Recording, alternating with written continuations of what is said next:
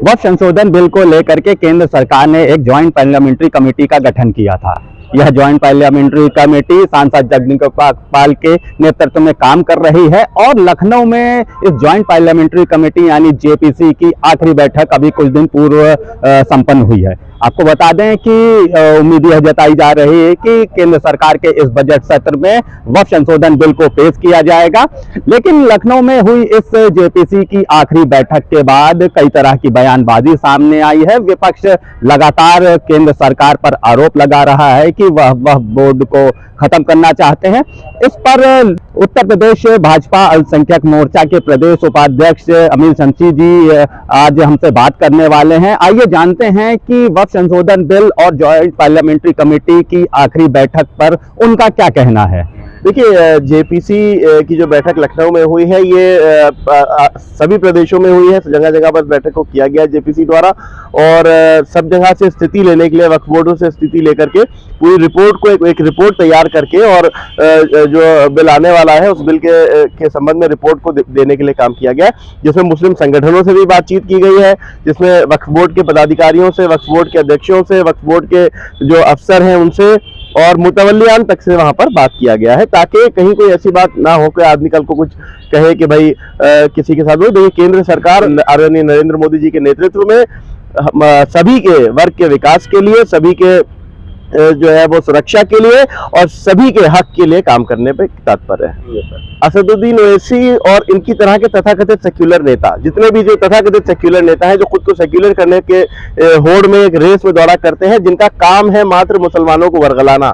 ये आप अगर देखिए 2014 से लेकर के अभी तक आप देखते आइए, हर मकाम पर मुसलमानों को वर्गलाने की बात की है। चाहे सिटीजन अमेंडमेंट एक्ट की बात करें, चाहे 3 तलाक कानून की बात करें, चाहे किसी भी बात हम बात करें, चाहे कश्मीर से धारा 370 हटने की हम बात करें, असदुद्दीन ओवैसी और ऐसे तथाकथित सेक्युलर नेताओं ने लगातार मुसलमानों को वर्गलाने का काम किया है, उन्हें भ्रमित करने का काम किया है, क्योंकि इनकी राजनीति ही मुसलमानों को भ्रमित करके चलती है। इनका एक सूत्रीय कार्यक्रम है कि मुसलमानों को जो है वो मुख्य धारा से काट करके रखो, मुसलमानों को वर्तमान सरकार से डरा करके रखो, मुसलमानों को भाजपा से डरा करके रखो, भाजपा का खौफ उनको दिखा के डराओ, उनके मसीहा बनने की कोशिश करके उनके मसीहा बन जाओ, उनके ऊपर मुसल्लत हो जाओ, उनके नेता बन जाओ, लेकिन उनका कभी उद्धार ना होने दो, उन्हें कभी मुख्य धारा से ना जुड़ने दो। नरेंद्र मोदी जी के नेतृत्व की सरकार, भारतीय जनता पार्टी की सरकार, हमारे देश की सरकार मुसलमानों को मुख्य धारा से जोड़ने के लिए तत्पर है, मुसलमानों को मुख्य धारा से जोड़ने की बात कर रही है और कोई भी वर्ग विकास की धारा से तभी जुड़ेगा जब वो मुख्य धारा से जुड़ेगा। देखिए, वक्फ संशोधन बिल 100% वक्फ के हितों में है।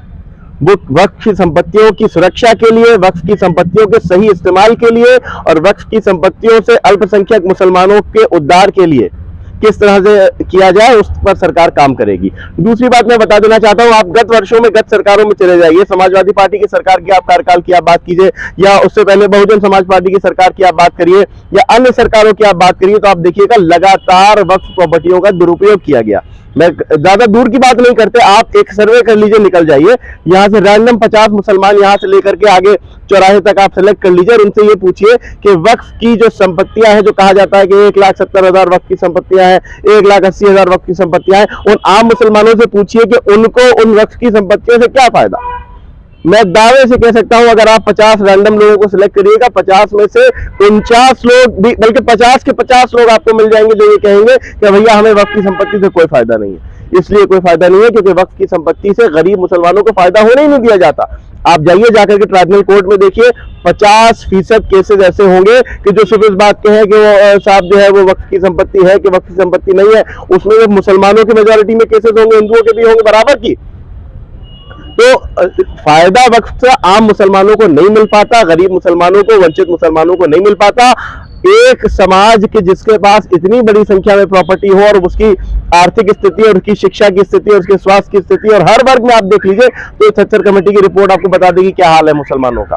तो ऐसी स्थिति, इतनी संपत्ति होने के बावजूद भी उनका उद्धार नहीं हो पा रहा। भारतीय जनता पार्टी सभी वर्गों के उद्धार के लिए, सभी के साथ इंसाफ के लिए, सभी की सुरक्षा के लिए और सभी के सशक्तिकरण के लिए काम कर रही है। नरेंद्र मोदी जी ने जो वक्फ के संबंध में जो एक्ट लाने जा रहे हैं, जो कानून, जो बिल लाने जा रहे हैं, वो मुसलमानों को ही नहीं बल्कि हर गरीब मुसलमान को और हर वो आदमी कि जो वक्फ की कहीं ना कहीं चीजों में फंस जाता है, परेशान हो जाता है, कोई झूठा दावा हो जाता है, उनको इंसाफ दिलाने के लिए काम करेगी। देखिए, वक्फ की संपत्तियों का लगातार दुरुपयोग हुआ है।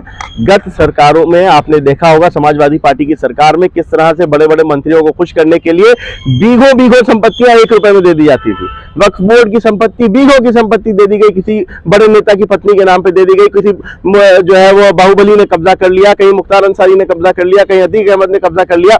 इन तरह के लोगों ने कब्जा करके अपने उद्धार के लिए, अपने फायदे के लिए, अपने परिवारों के कल्याण के लिए इस्तेमाल करते थे, लेकिन गरीब मुसलमानों के लिए इस्तेमाल नहीं करते थे। आज मुसलमानों को इस बात का एहसास होगा कि उनके पास एक ऐसी सरकार है जो उनके हितों की बात करने के लिए आई है। ये वही सरकार है कि जिसने मुस्लिम समाज की महिलाओं को 3 तलाक जैसे कलंक से निजात दिलाई। ये वही सरकार है कि जिसने कश्मीर को धारा 370 से आजादी दिलाई। ये वही सरकार है कि जो लगातार सभी को जोड़ करके मुख्य धारा में ला करके और सरकार बनाने की बात नहीं करती, बल्कि भारत को विश्व गुरु बनाने की बात करती है। उस नेतृत्व में, नरेंद्र मोदी के नेतृत्व में मुसलमानों को भी विश्वास होना शुरू हो गया है। और आप देखिएगा कि वो दिन दूर नहीं है कि जब इन तथाकथित सेक्युलरों की दुकानें बंद हो जाएंगी और हर वर्ग एक नजरिए से, एक भारतीय सोच लेकर के भारत को विश्व गुरु बनाने के संकल्प से आगे बढ़े। देखिए ये बात कौन ला रहा है? ये ओवैसी जैसे नेता और ऐसे तथाकथित सेक्युलर नेता लेकर के आ रहे हैं जो खुद को मुसलमानों के ऊपर थोपे हुए हैं, मुसलमानों के नेता बनने की रेस में दौड़ रहे हैं, सेक्युलर नेता बनने की रेस में दौड़ रहे हैं। इनका सिर्फ और सिर्फ एक काम है, मुसलमानों को बहकाओ, वर्गलाओ। कभी भी ये कोशिश नहीं करेंगे कि मुस्लिम समाज सच्चाई से अवगत हो। चाहे वक्फ ये बड़ा इमाम बाड़ा हो या छोटा इमाम बाड़ा हो, ये शिया धर्म के धार्मिक स्थल है। धार्मिक स्थल होने के साथ साथ ये देश की धरोहर है। ये कभी से वक्फ बोर्ड का नहीं, ये हुसैनाबाद ट्रस्ट का पार्ट है। हुसैनाबाद ट्रस्ट के अधीन आता है और इसका ये वक्फ बोर्ड में ना तो कभी था और ना वक्फ बोर्ड में जो है इसका वो है, लेकिन ये धार्मिक स्थल है। धार्मिक स्थल के आधार पर इसका सम्मान है। धार्मिक कार्यक्रम यहाँ पर होते हैं, नमाज जुमा होती है, यहाँ से मुहर्रम के जुलूस निकलते हैं, इफ्तार के कार्यक्रम होते हैं, वो एक अलग विषय है। लेकिन वक्फ बोर्ड से निकाल दिया गया, इस तरह के भ्रम पैदा करके मुसलमानों को वर्गलाने की कोशिश करें। ठीक वैसे ही जैसे सिटीजन अमेंडमेंट एक्ट के नाम पे मुसलमानों को CA NRC का एक भूत दिखा करके डराने की कोशिश की गई थी। आज आप देख लिए 2019 से लेकर के 2024 तक लंबा टाइम, 5 साल से अधिक का समय हो गया। एक भी मुसलमान नहीं कह सकता कि उसको जो है उसका कोई नुकसान कभी सामने देखना पड़ा हो, बल्कि फायदे मिले। लोगों ने फायदा, सिटीजन अमेंडमेंट एक्ट को लेकर के कितने फायदे मिले मुसलमानों को, कितने ही ऐसे लोगों ने भारतीय नागरिकता ग्रहण की है। तो मुसलमान भी अब इनके बहकावों में आते नहीं है, वर्गलाने में इनके आते नहीं है। बहुत इनके बहकावों में आकर के बढ़ चुके हैं, लड़ चुके हैं, कट चुके हैं। अब भारत का मुसलमान भी जागरूक है और वो सिर्फ और सिर्फ एक चीज देखना चाहता है, भारत को विश्व गुरु बनते हुए। वक्फ संशोधन बिल जो कुछ समय में पेश होने की उम्मीद जताई जा रही है, उसको लेकर अमील शमशी जी ने साफ तौर पर कहा कि यह वक्फ संशोधन बिल काफी फायदेमंद होगा। वक्फ बोर्ड की संपत्तियों का लगातार दुरुपयोग किया गया है, उनकी लूट खसोट लगातार पिछली सरकारों में जारी थी।